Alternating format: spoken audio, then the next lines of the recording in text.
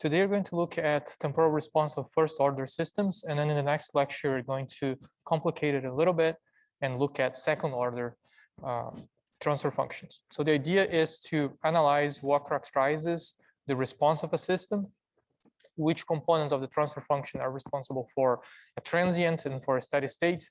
We're going to analyze how these different variables in the transfer function will give us a good indication of how the system behaves in the time domain without having to compute the inverse Laplace transform. So the idea is to look at a transfer function and identify key components in the transfer function that will tell us how the system will behave once we take the inverse Laplace and look at the time response without having to actually take in the Laplace transform. I posted the solution for assignment 3 on I think it was Saturday. Double check that if you have any questions about the assignment, and the TAs started to mark it today. This one is a bit long to mark because there are many possible solutions to a given question, so it might take some time. But the solutions are posted. Okay, so I think that's it for announcements. So let's get it started right away with this lecture. Change the view here for folks at home. So the objective today is to understand the differences between first and second order system and find the temporal response of a first order system. We're going to focus on first order today, and then next lecture going to second order. I'll give you a few examples what we are trying to do here. Let's consider, for example, this it's called the maglev. It's a levitation control system for a train. So the train has magnets and it kind of floats above the tracks. And when you turn this system on, we want, of course, the train to go up, but we don't want the train to exceed a certain amount, because if it does, then it's going to touch the rails. And in some systems, as you will see, when you start the system, it may oscillate a bit before it settles at a given position. So those oscillations would mean that if you have a desired position, let's say of 10 millimeters, the train may go up to 15 before it settles down at 10. We don't want that to happen. So how can we model the system, and how can you identify if the system will or not exceed that maximum position we want before it settles? Which components in the transfer function give us that information? Here's another example. If you have a satellite or a telescope control system, we want this to have an accuracy of 0.01 minute of arc. The question is, if we want to achieve that, how does this telescope respond to a input response? What is the shape of that input response? Is it a sinusoidal response? Is it an exponential? It's a combination of them. And which parameters in the transfer function actually control the time response, so that we can develop a controller around this to achieve the accuracy we want. Here is another example. If you have a robotic system that operates on an eye, the position of the arm, the robotic arm, cannot overshoot. Imagine, for example, you have a surgical tool and you want to move the surgical tool using a robotic arm from point A to the surface of the eye to treat the eye. If the system goes too fast, there is some inertia, it may overshoot before it comes back. In this case, that would mean puncturing the eye. So the system cannot allow the system to have that sort of overshoot. It has to slowly approach the eye and stop, rather than move fast, oscillate, and then stop. Where do we see that behavior in the transfer function? Which parameters of the transfer function will contribute to this overshoot and to the final position that the arm reaches?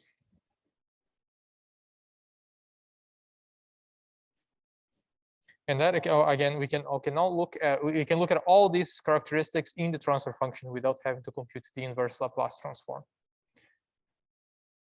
So let's go back a few lectures and just do a quick review here of transfer function. When you talk about transfer functions, we are talking about polynomials of S, a ratio of two polynomials. And here we have h of s as n over d. And you can see here that the degree of the numerator is m and the degree of the denominator is n. So it's a polynomial of s two polynomials is a ratio of two polynomials. We know that for physical systems, the degree of the denominator is always equal or greater that of the numerator. It cannot be otherwise. And you can define the zeros of this transfer function as the roots of the numerator and the poles of the transfer function as the roots of the denominator. So if you set n to 0, the values of s that satisfy that are the zeros. And when that happens, then the entire transfer function goes to 0 because the numerator goes to 0. So at the values of zeros, the entire transfer function goes to 0. And you can also look at the poles of the transfer function by now setting the denominator d to 0. D of s is 0.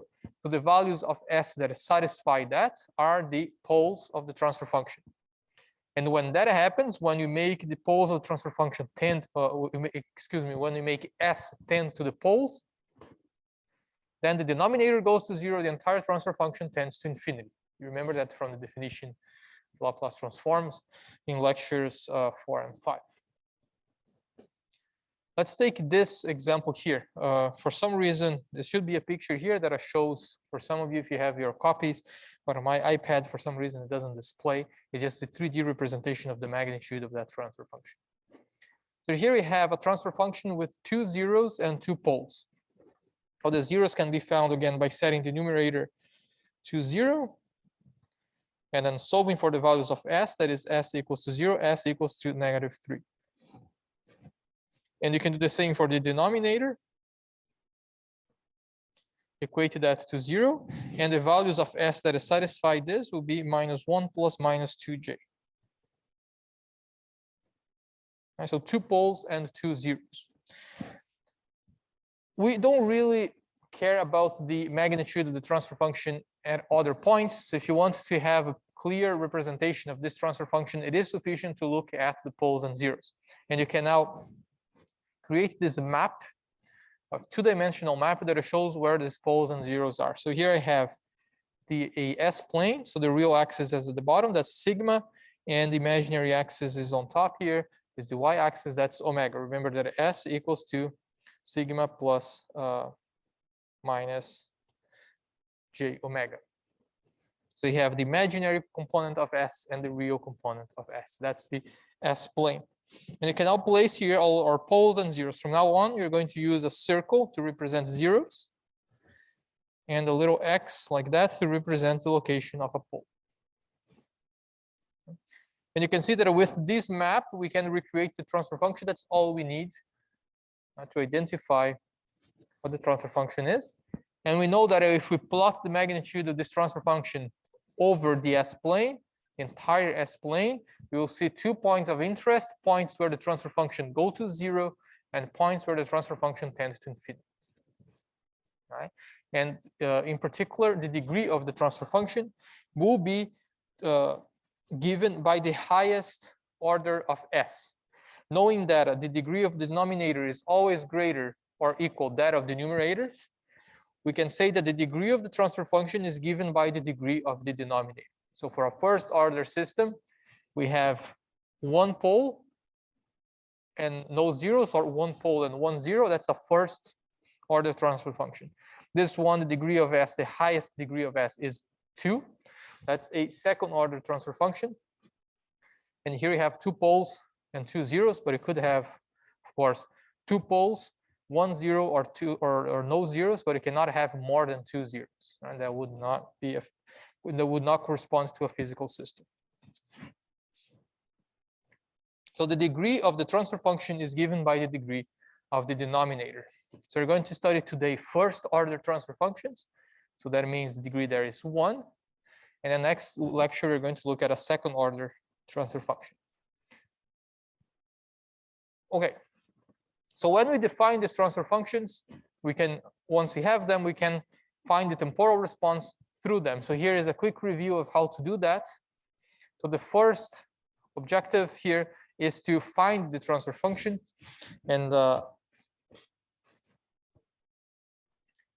input signal to that function. So given the transfer function, our first step is to define the input signal in the Laplace domain. So take the Laplace transform of a step, a sinusoidal waveform, an impulse, and so on. That's that's equation 4 is saying first step, define the input to the transfer function in the frequency domain. Second step, apply that input to the transfer function and calculate the output. So our input here is R, that's given to a transfer function. We get Y, the response or the output of that system. And then the third step, of course, is if you want this in the time domain, then take the inverse Laplace of Y, the inverse Laplace of the output. That's what we are going to call the temporal response of the system.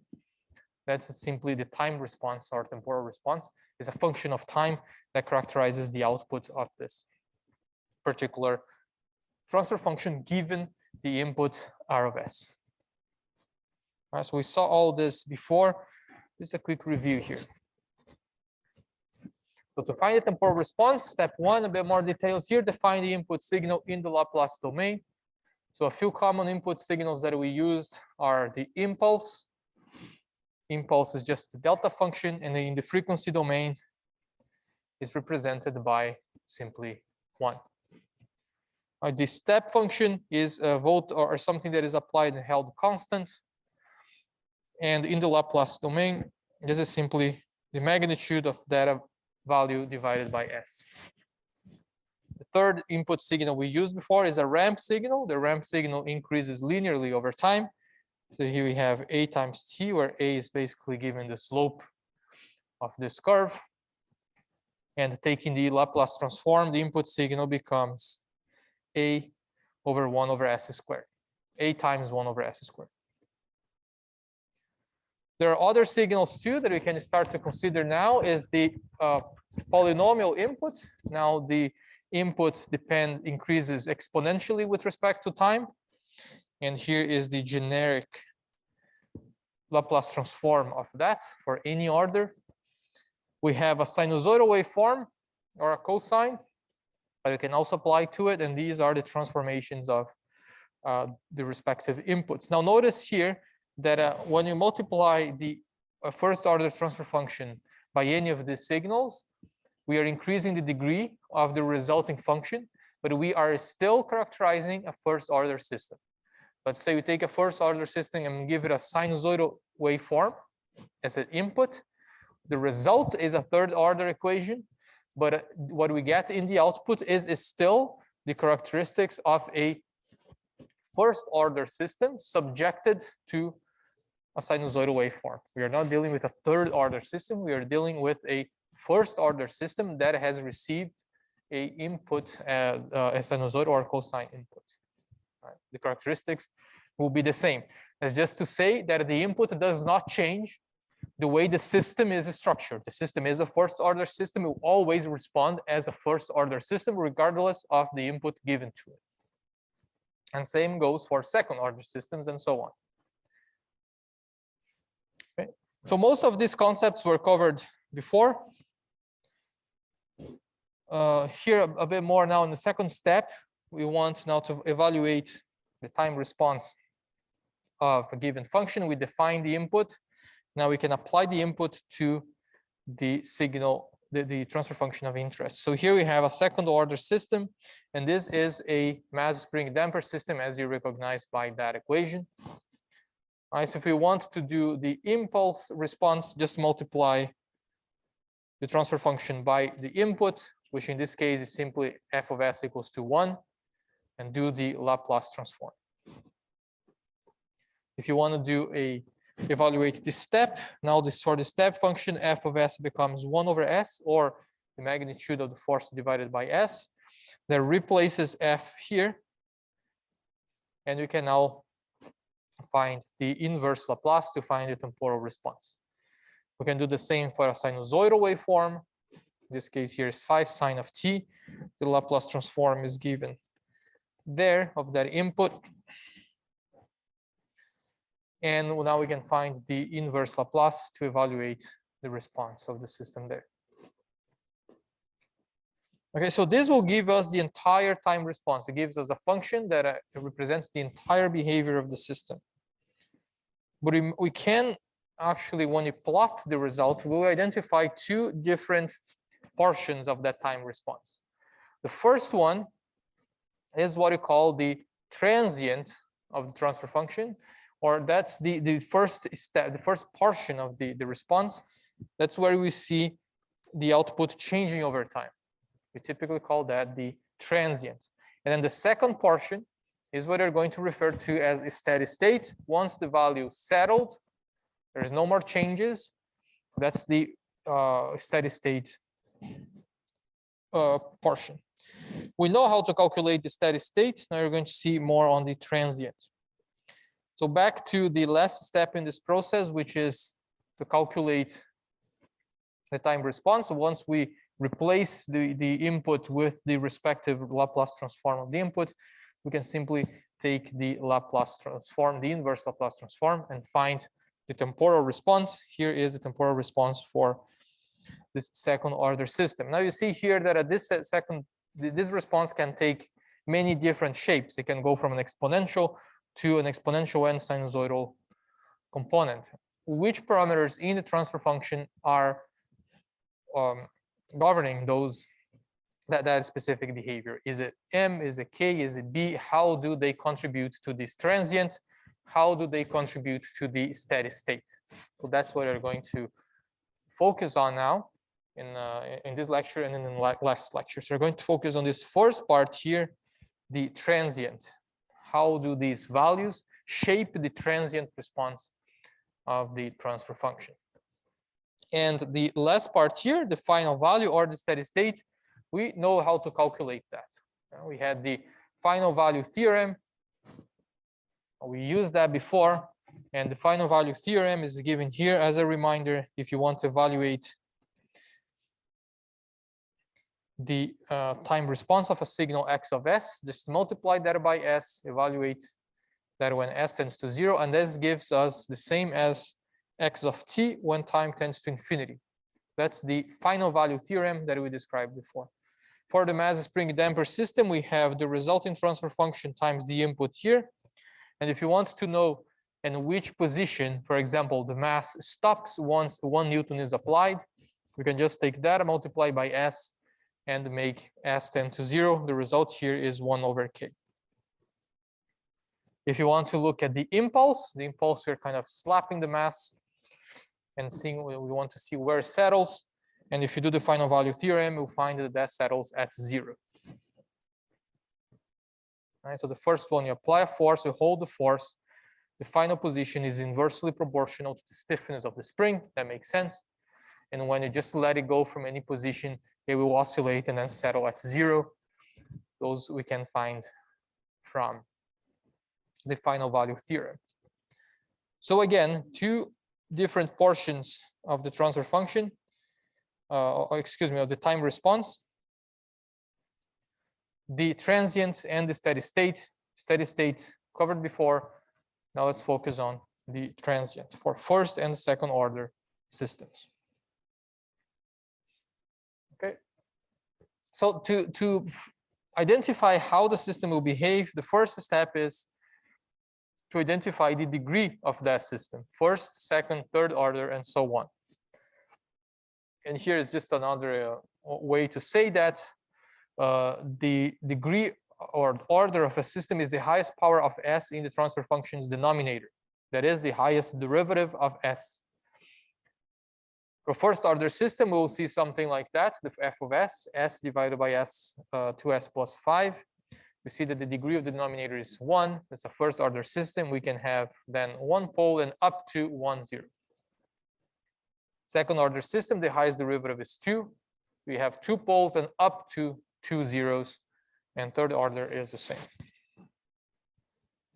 Okay, so today we're going to focus on first order systems. So we're going to now introduce the standard form of first and second order systems. For a first order system, we want to write the system in this format. We want to arrange the transfer function in this format. Why? Because these standard formulations will highlight exactly what we need in order to understand how it behaves in the time domain.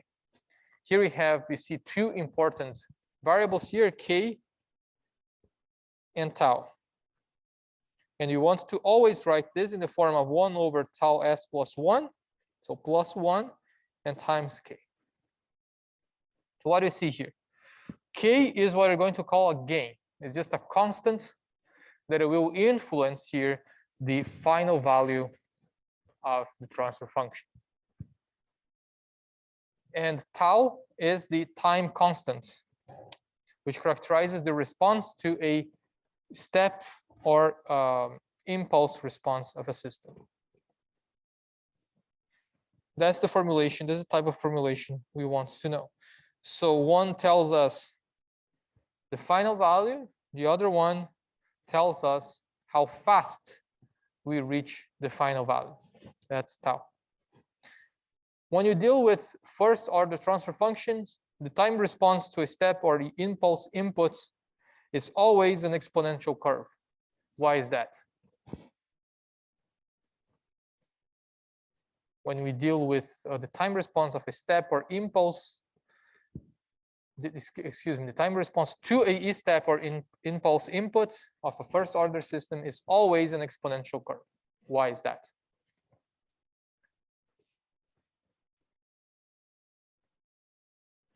Any guesses? To answer this, we need to go back to the definition of the Laplace transform. Remember that we are looking at three types of signals: exponentials, sinusoidal, and a combination of them. And those signals are coming from the Laplace variable omega plus sigma plus j omega. So sigma represents the real part of S, and that is the exponential component of the signal. Omega is the imaginary part of S, and that represents the sinusoidal component. And you also, if you remember from the definition of the Laplace transform, we also saw that the poles of the transfer function will determine the shape of the exponential, the shape of the response, if it's either exponential, sinusoidal, or a combination of them. In this particular case, we can find the poles by simply doing tau s plus 1 equals to 0. And you can find that a tau is negative 1, s is negative 1 over tau.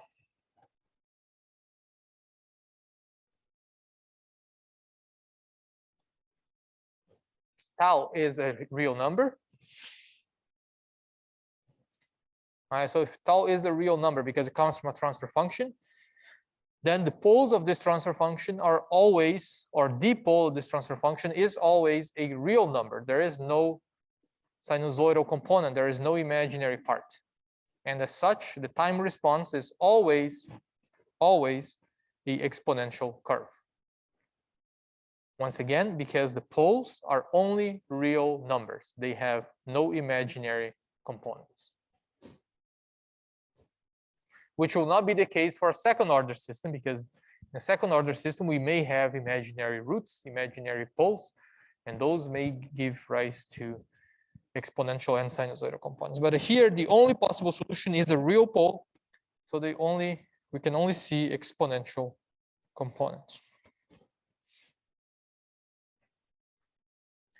All right, so here is the answer to that question. For that function, the poles are just the degree of are the values of S that make the denominator 0. In this case, it's minus 1 over tau is the pole. So no, the omega. I think this is flipped. Omega is 0. Oh, that is correct. Omega is 0 and sigma is different than 0. There is no sinusoidal component. So we know that we are bound to an exponential component. Now, what can change?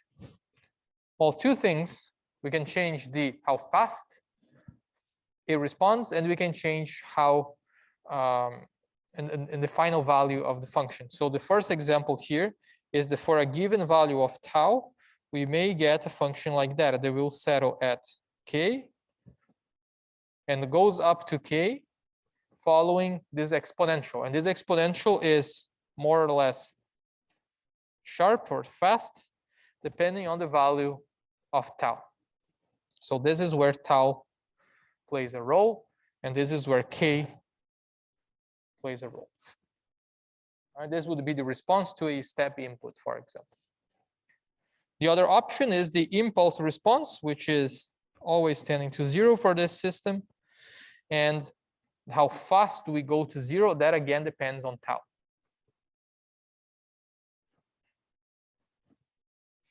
How fast we go to 0 depends on tau.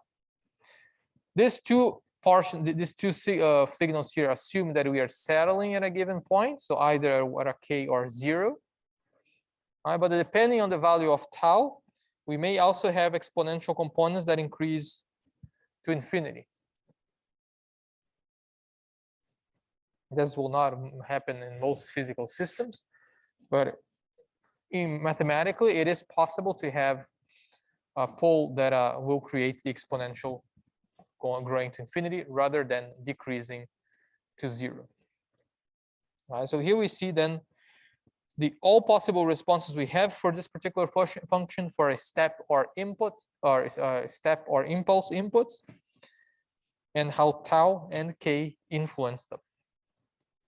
And that's enough information. That's enough to characterize the time response. So now let's take an example here, a physical example, and see what we can conclude from it.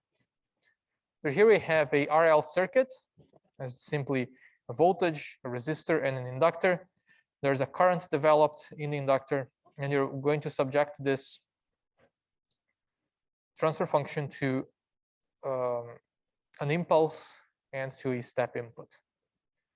We can start by finding the transfer function of it. So Kirchhoff's law, V equals to Ri plus L di dt. Laplace transform of it for no initial conditions are 0. Remember that when we do Laplace transform the transfer function, it's always 0 initial conditions. And this leads to the transfer function I over V as 1 over Ls plus R. Now we want this to be written in the form of K over 1 plus tau s plus 1.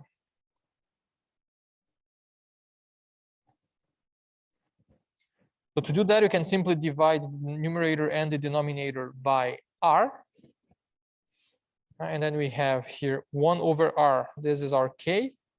And here we have L over R. This is our tau. And the other arrangements here are simply variations of that same transfer function. Right? But here we can identify K and tau. So K will tell us where the current settles, and tau will tell us how fast the current reaches steady state. And this makes sense. Look at the variables we found in K and tau. K, it depends depends on R. So the greater R, the smaller the final current. And that makes sense because the greater the greater R, the more resistance there is to the establishment of that current. Right? So for a given voltage, the current decreases as we increase R. And that's what gives us that value of K. And tau now is the time response that influences how fast we reach a steady state. And see here that a tau is a function of L. Tau increases with L. And this makes sense because L is always opposing a change in current. So the greater the time constant in this case, the greater the inductance in the system, the more time it will take for the current to reach a steady state because the inductor always opposes changes in the current. So from this we have K and tau, and you can also find the pole of this transfer function by simply taking the denominator and equating that to 0. So we have, well, we know that we have s tau plus 1, set that to 0, tau equals to -1, s equals to -1 over tau. All right, so the pole of the transfer function is basically -R over L. That's the pole. Okay, the pole here is a real number. Now, before we go any further, let's just define some things. Now we're going to locate this pole in the S-plane. In the S-plane, we have an imaginary axis and you have a real axis. So the imaginary axis corresponds to omega, the imaginary components of sigma, and the real axis, the imaginary components of S, and the real axis are the real components of S. Remember that S equals to sigma plus j omega. On this part, in the left side here of the S-plane, we have negative values of sigma. And on that side here, there we have positive values of sigma. So on the left side, the real part of the pole is negative. On the other side, the real part of the pole is positive. And now we can take the poles we just found and place them here. Because you're dealing with a first order system, these poles are always real numbers. They're going to be located on the real axis, and they can only translate on the real axis. So the greater tau, the greater the time response, the closer we are to the imaginary axis. The smaller tau, the farther we are from the imaginary axis. So this pole will now translate there depending on the value of tau. If tau is a positive number, which is the case for the electrical circuit, then we are placed on the left side of the S-plane. The real part of the pole is negative. If tau is a negative number, then the result here is positive. The pole shifts to the right side of the S-plane, and its real part is now positive. All right, so these are the only options we have here. Now let's see how the location of this pole influences the time response. Let's start by giving this an impulse. So if you do an impulse, we are simply applying V of S equals to 1. And let's see how the location of the poles now will affect this response. When V of S equals to 1, we have the transfer function like that. And it can be, I just rearranged the transfer function here to prepare it for the inverse Laplace, but it's the same transfer function we had before. I just took tau out of the equation. So we have S plus something, and you can easily find the inverse Laplace. For the impulse, we are solving for this transfer function. The inverse of that is given here. 1 over tau r exponential of minus t over tau. Okay. So now let's consider two cases. The first case, tau is a positive number, which is the case for this electrical circuit. Right? R and L are both positive. So tau in this case is positive. Then what happens? If tau is positive, we see that this exponential is now negative t times something. And as time grows, the exponential decreases to 0. Right? Because as time grows, we have exponential of a negative very large number. And that exponential then tends to 0. It slowly decreases over time. So we can say that the exponential goes to 0, is settling at some point. And we also know that a tau is greater than 0. That happens, that's what allows the exponential to go to 0. The pole is negative 1 over tau. So if you place this pole on the S-plane, we see that this pole is placed on the left side of the S-plane. Is placed on the left side of the S-plane because its real part is negative. And therefore, the exponential decays to 0. Okay. And this will always happen so long as the pole is located on the left side of the S-plane, so long as tau is positive. Now, what happens to the magnitude of that tau? We know that we want it to be placed on a certain portion of the S-plane, but what happens to, how does the magnitude of tau influence what you are seeing here? Well, it will influence this how fast this decays. The greater tau, the slower it decays. Do you see that? The greater tau, the slower it decays. Because you're dealing with time over tau. So the greater tau is, the smaller that number is, the more time it takes for the exponential to decay. Yeah? The smaller tau, the faster it decays.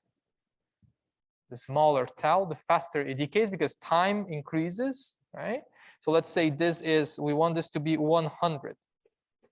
To reach 100 or negative 100, we may need here 1 second and 0.01 tau.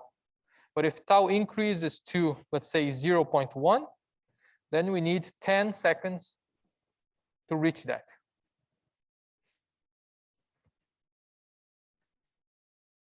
Okay, so tau now determines how fast it decays. So if tau increases, the system becomes slower. So tau in this case here increases. The more time it takes to decay, and what happens to the pole? In which way does the pole travel? Does it approach the imaginary axis, or does it tend to negative infinity as tau increases? Remember, this pole is negative 1 over tau. So as tau increases, the pole tends to the imaginary axis. Okay, so the closer the pole is to the imaginary axis, the slower the system responds. Okay. We can keep this going and eventually find a way to have a negative tau. Well, this doesn't really happen in reality, because here we would either need R or L to be negative. And if R or L is negative, that's basically free energy. Right, so that is not going to happen. But let's hypothetically assume that a tau is smaller than 0. If tau becomes smaller than 0, then this becomes an exponential of a positive number times t. And that grows to infinity. Also, the result is an exponential that blows to infinity. And in this case, the pole, which is negative 1 over tau, when tau is negative, is now placed on the right side of the S-plane. But the system doesn't settle. The system tends to infinity. That's what we're going to call an unstable system. It never settles, it blows to infinity. So we can, from this analysis, conclude something very simple. Depending on where the pole is, we can tell if the system converges or not, and we can tell how fast the system converges. The pole placed on the left side of the S-plane has a negative real part, and that ensures that the system reaches a steady state. The closer the pole is to the imaginary axis, the slower the system. The farther it is from the imaginary axis, the faster the system reaches a steady state. If the pole, however, enters the right side of the S-plane, then the exponential blows to infinity, the system is said to be unstable. Okay. Any questions?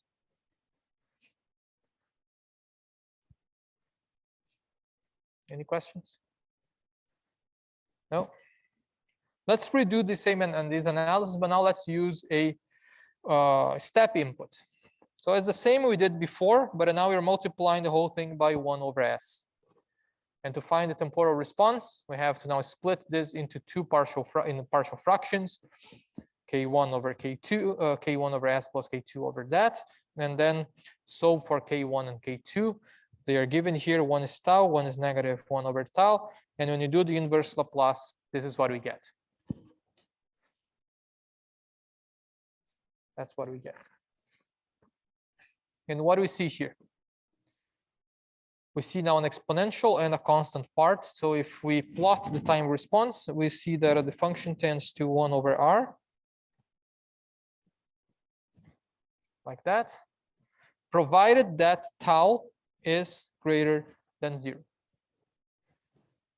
because if tau is greater than 0, then this component eventually tends to 0. And you're left with 1 times 1 over r. If tau is greater than 0, the pole, which is negative 1 over tau, is located on the left side of the S-plane. All right, the system settles. What happens if we change tau? Well, we may change how fast we reach a steady state, like that. So in the sense of that arrow, is tau increasing or decreasing?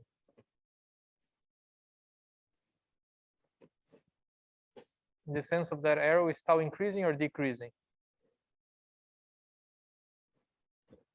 Tau is decreasing. Right? Tau decreases. You see that if tau decreases, then the exponential here decays faster. It disappears faster.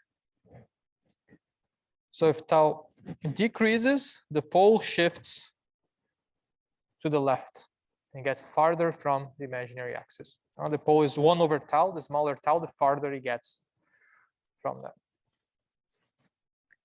And if you now have hypothetically a tau that is smaller than 0, then the exponential there also increases. Now we have exponential of a positive number times t, and then the result is something that blows to infinity, which in this particular case wouldn't happen. If you place the pole on the imaginary axis, on the S-plane, it will be on the imaginary axis, but now on the right side, and the system blows to infinity. Okay, so same observations we did before, is just now that the final value is kind of different from the other function. Any questions? Any questions here? No? Okay, so now let's formally define this time constant. Let's start with an impulse. So for the impulse of a first order system, we are going to get something like this as a result, where y0 is the initial condition, is where the system is started from. The time constant tau is a value of time. We can replace that here. We can make t equals to tau. And when t equals to tau, we get exponential of 0 times y of 0 times exponential of negative 1, which is 1 over e times y0. And this is about 0.37 y0. So at the value of tau, when time equals to tau, the time response decays to 37% of the original value. That's how we define the time constant, is the time it takes for the system to reach 37% of its initial value when an impulse is given to it. And we see it here. We start at y0. We are decaying. And when time equals to tau, that's 37% of the original input. We could do the same for a step input. Now the result of a step input is given here. And you can again make tau t equals to tau. And then you have 1 minus exponential of negative 1, which is times of the input, which is 1 minus what you had before, that is 0.63. This should be 3 here of the steady state value. So in this case, when you apply a step, the time response is the time it takes for the system to reach 63% of its final value. And you can see in this example here, the final value would be 1. If you plot this transfer function, this time response, time starts to go up. Y of t starts to go up. And when we are at t equals to tau, we are at 63% of the final value. Okay, so that's the formal definition of the time constant. 37%, or the time it takes to reach 37% of the original value for an impulse. or the time it takes to reach 63% of the final value for a step input.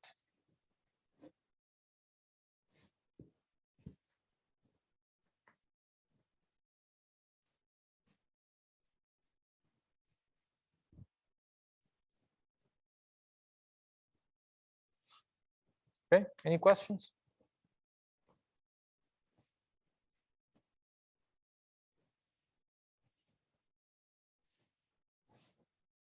This is enough to characterize a system. Okay, so this is the analysis we just did again here for the same system for a step and now for a ramp input as well. So you see that a tau will influence how fast this transient disappears. So in this case here, tau decreases. And if you place the pole on the imaginary axis, the pole on the real axis, the pole gets farther away from the imaginary axis as tau decreases. Now let's analyze the same thing for a ramp input. If you give the system a ramp input, then the input becomes 1 over s squared. And you can find the inverse Laplace by doing the partial fraction decomposition. That's what we get. And I'll plot the result. That's the result right here. Where is the transient? Where is the steady state? Is there any transient here? Is there any steady state? Now, this is a bit weird because it never settles at any point. But the transient is this first part here where you see that exponential component acting. And the transient is everything else. It's t minus tau. That we see once the transient disappears, that's the steady state value coming from the other part of the equation, even though it's a ramp input. So in this particular case here, the smaller tau here decreases, the smaller the transient. And again, as tau decreases, the pole moves farther away from the imaginary axis because it is inversely proportional to it.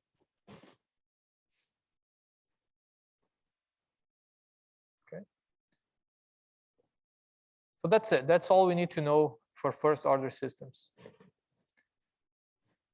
Where the pole is located, if it's on the left, on the right side of the S-plane, on the left side, it will converge because the exponentials tend to 0. On the right side, it blows to infinity because the exponentials will increase to infinity. I'm repeating this many, many times because this is very important for the next lecture. In the next lecture, we are going to have the imaginary component also there, right? But the real part of the pole is what determines what happens to the exponentials, if they converge or if they do not converge and blow to infinity, and that brings the whole system to infinity. Okay, the other thing is the gain that will affect the final value for some of these systems. Okay, so left or right side determines if it converges or not, and the distance to the imaginary axis determines how fast it converges. The farther it is from the imaginary axis, the faster. The closer it is to the imaginary axis, the slower the system is.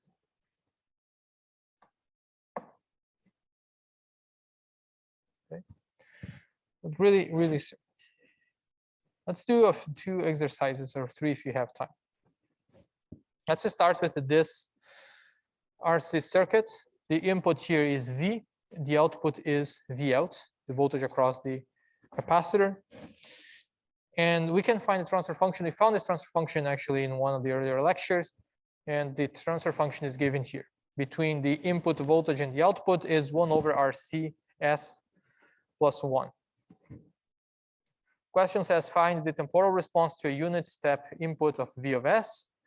Find the final value and plot the time response. What is the influence of the pole location on the time constant, and on the temporal response of the system. What is the time constant?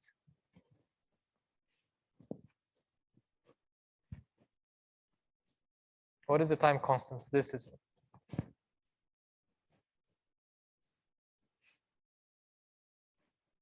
RC, exactly. Right? We want the denominator to be tau s plus 1. And this is already in the format we want. We can see here the time constant is RC. And what is the pole? Well, the pole is RC plus 1 equals to 0. S equals to negative 1 over RC, or S equals to negative 1 over tau. That's the pole, the transfer function. We can see that for a real system, R and C are positive, so this should settle. The pole should be located on the left side of the S-plane. This should definitely settle at some point. So let's solve this. H of S is the transfer function between the input and the output. So V out over V equals to 1 over RC plus 1. And we are applying a step voltage input. So V out is 1 over RC S here plus 1 times 1 over S. How do we solve this? Well, we need to do partial fraction expansion. You guys wanted me to do partial fraction expansion of this, or are we good with this example?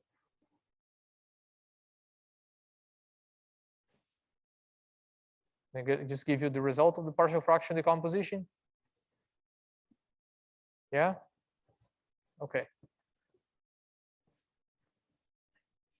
Okay, so this would have been written as A over RCS plus 1 plus B over S.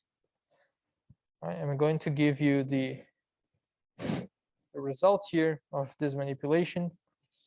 V out is 1 over S minus 1 over S plus 1 over RC.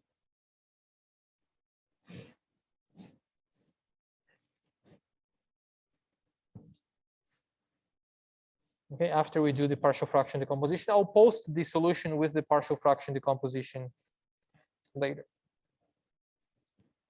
This is the same as 1 over S minus RC divided by RCS plus 1. I just want to highlight here where tau is. Tau is right here.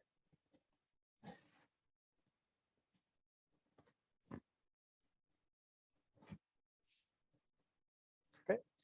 Now that we have the expression for V out, we can find the time response by simply taking the inverse Laplace, and the inverse Laplace of 1 over S is 1. The inverse Laplace of the second term is exponential of negative t divided by RC. Or 1 minus exponential of negative t over tau. Right, tau is RC.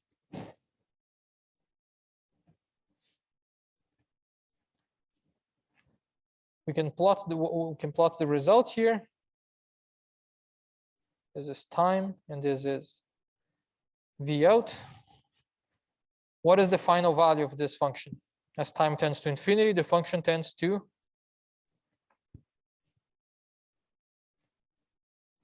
it tends to 1.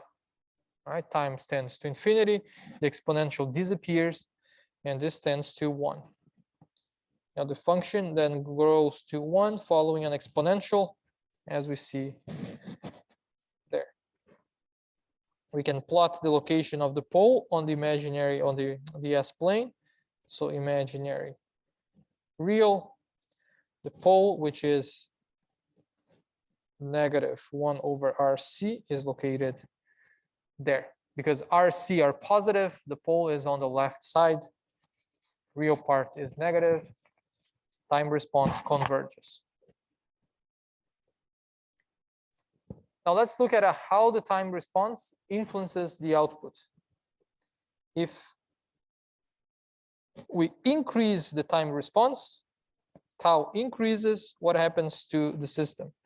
It becomes slower. So if the time response increases, the system will reach the final value slower. And if tau decreases, it will reach the final value faster.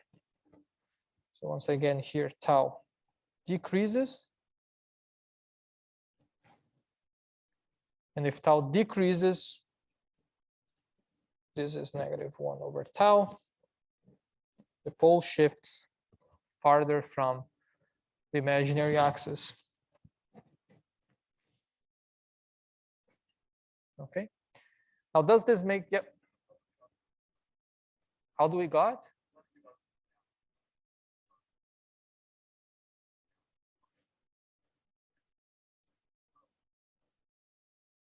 But that's the input. That's the step input given to it. Yeah. All right. So V is step input is 1 over S.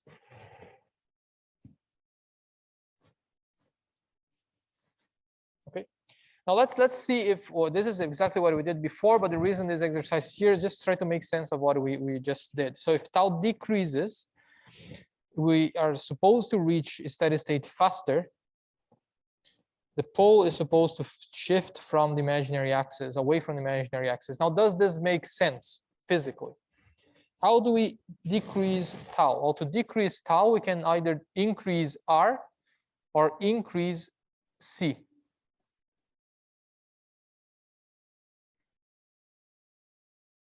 Sorry, decrease both. So if you want to decrease tau, you need to decrease R, excuse me, or decrease C. All right. Remember that the output voltage here in this capacitor is simply 1 over C integral of I of t dt. And we are saying that if the time constant decreases, V out reaches V faster. Does that make sense? Well, it does, because we are basically integrating the current and multiplying that by 1 over C. If C decreases, that integral grows, right, and reaches V out reaches the final value faster because it's inversely proportional to C. Right, so is the current. Right, the greater R, the smaller I. But we see this in the equation for the output voltage. Right? If we decrease the time constants, we can do that by decreasing C. And then by decreasing C, V out will reach V faster through that. Okay.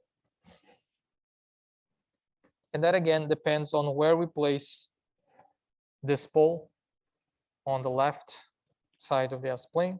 If this was on the right side, then the system would blow to infinity.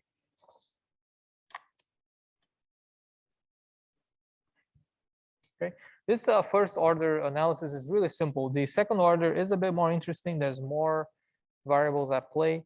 This one, really, the only thing we have to pay attention to is where the time constant is, how much the time, what the time constant is, and where the poles are placed. Are there any questions about this exercise? That's pretty much it. I'll do one that's a bit more challenging, interesting next. Any questions?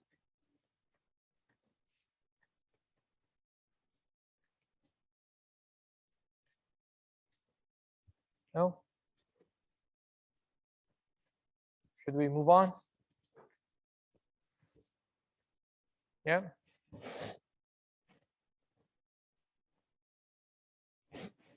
Okay, so let's do this one. So fluid flow in a nuclear reactor may be represented by the equivalent circuit below, where V is the pressure, R is the flow resistance, L is the fluid inertia, and I is the flow rate. A pressure of 1 Pascal is applied to the circuit for a period of time sufficiently large so that the system reaches a steady state. Once the pressure is removed, determine the time that flow takes to drop to 10% of its steady state value. analyze the influence of the pole location and time constant on the response time. Okay, so we had this represents fluid in a pipe. We are applying a pressure for a time sufficiently large so that we establish a constant flow. Then the pressure is removed, and we want to know how long it will take for the fluid to drop to 10% of its original flow once the pressure is gone. Right? And we want to know how the time constant will affect that. So let's do it. Okay, so let's start by modeling this system. We know that this can be treated as an electrical circuit, and according to Kirchhoff's law, we can write V of S. Actually, let me start in the time domain.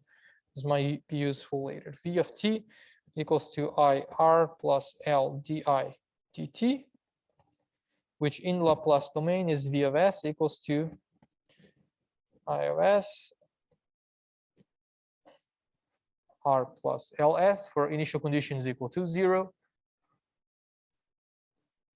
And you can now find I of S divided by V of S. This is equal to 1 over LS plus R. The question says we are applying a step input. We are applying 1 Pascal of pressure, and we are letting the system run up to the point where it reaches a steady state. What is that value? And then we turn it off, and we want to see how long it takes to decay to 10% of that value. So how do we do this? Well, clearly, the question says that we let the system reach a steady state. So from this equation, we can determine the steady state flow rate. And for that, we don't need to find the inverse Laplace. What do we need to do? What is the only thing we need to do to find the final value? Well, use the final value theorem. So for this example, V of S is 1 over S. And you can find I of S by simply replacing the input here by 1 over S. And you can find the limit. Let me call this I0, the final value of the function. And I0 is the limit when S tends to 0 of S times the function itself times 1 over S. And the result of this is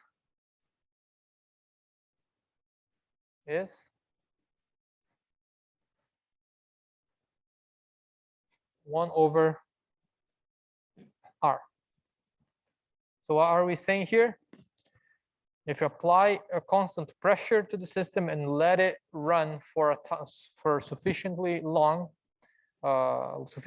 time, the final fluid flow will be 1 over R, or the pressure divided by the resistance. Right? If you think about current, is the input current, voltage divided by the resistance. But now you're saying the system has reached that value, and now you're going to turn off the input.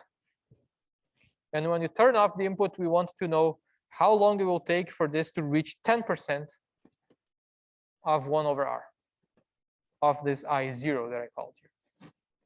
How do we do that? Well, now we need to go back to the time equation here, differential equation, because now we have an initial condition. When you took the transfer function, the Laplace transform to find the transfer function, we assumed 0 initial conditions, but now there is an initial condition, and that initial condition is I0 equals to 1 over R. Now I need to go back here and redo the transformation. So V of t is turned off, it's 0. I of t is I of S, R is R, plus L. Now the Laplace transform of the derivative needs to take into account initial condition. So that's I of S times S minus the initial condition that we called here I0, or 1 over R. Does that make sense?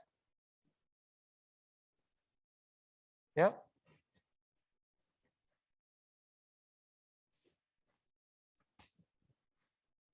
Okay. Now we can solve for this. We can move L times I0 to one side of the equation and keep all Is's on the other side.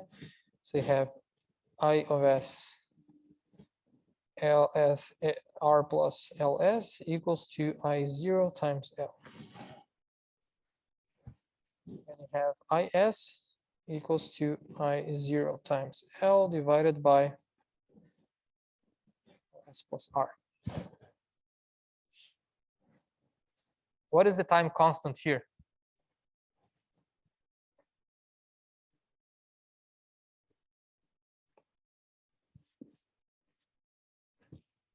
What is the time constant? The time constant, when you write that, we want to have to be time constant times S plus 1. So what is the time constant? L over R. Very good. L over R, right? So if you divide the denominator and the numerator by R, we have then in the denominator L over R plus 1. So tau is L over R. L over R. That's the time constant. Okay, so we can now continue this, and you can find the inverse Laplace transform. To find the inverse Laplace transform, now we want that L times S to go away, so we have a clear exponential here to take the Laplace transform of. We can rewrite this as I of S equals to I0 divided by S plus L over R. I just divided now the top and the bottom of the equation by L.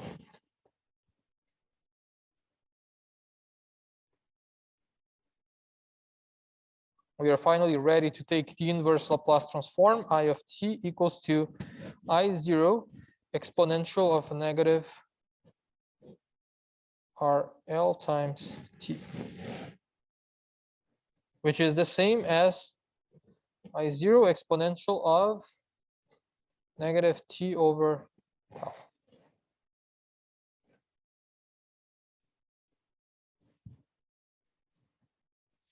Yeah.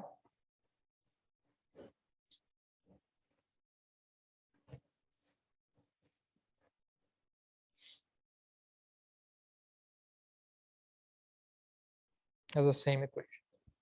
Now we see tau showing up there. Now the question was, find the value, the amount of time it takes for the fluid flow or the current to decay to 10% of the initial value. How do we solve for that? Find the time it takes to decay to 10% of the initial value.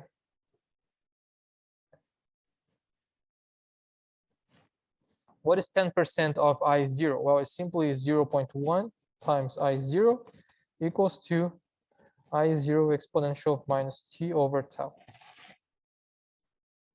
That's 10% of the initial fluid flow.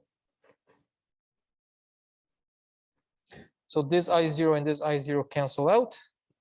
And now we can take the natural logarithm of both sides here. We have ln of 0.1 equals to negative t over tau.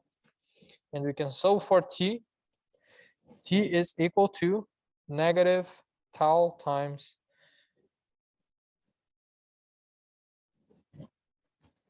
the ln of 0.1.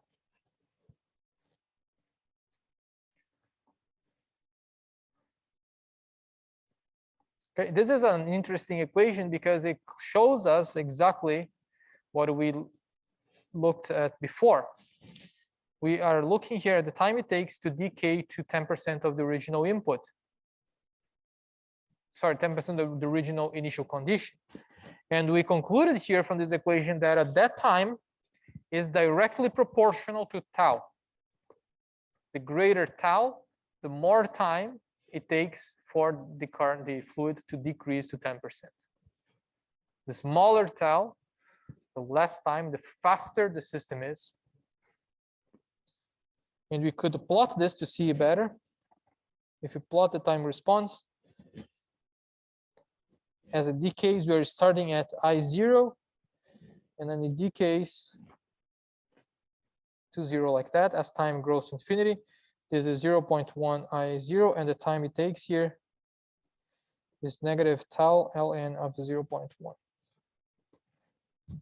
And you see that as tau increases, data shifts to the right, and the time it takes increases.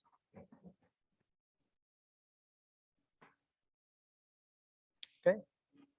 What happens if you plot the time this location of the poles of this transfer function in the S plane?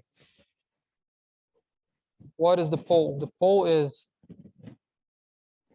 Ls plus R equals to 0, S equals to negative R over L, which is negative 1 over tau.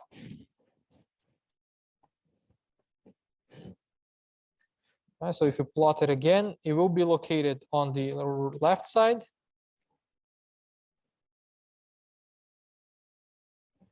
And the greater tau, the closer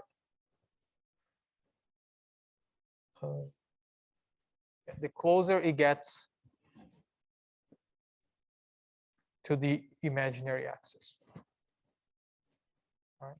And then the system becomes slower. We see this curve expanding like that. And you see that in this case here, to reach 10% will take much more time than the previous example.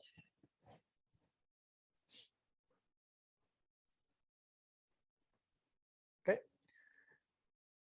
So this is again another example where we can clearly see the influence of the time constants, and that's enough to characterize a first order system. There's nothing else of interest really. When you go to second order system, then the second order system will have more variables at play. It has its own time constant, but now we need to be careful to locate the poles, because now the poles are not only real numbers, they might have exponential and sinusoidal components, and they have real and imaginary parts depending on how we structure the function.